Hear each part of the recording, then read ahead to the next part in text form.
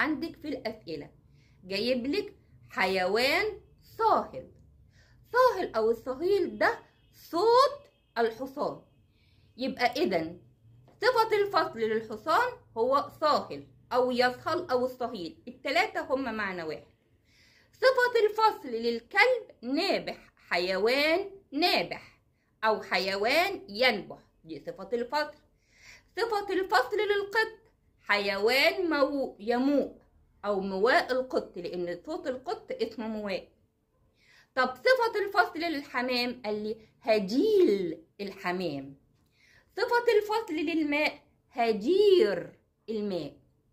صفة الفصل للمثلث محاط بثلاثة أضلاع متقاطعة، يبقى صفة الفصل للمثلث محاط بثلاثة أضلاع متقاطعة.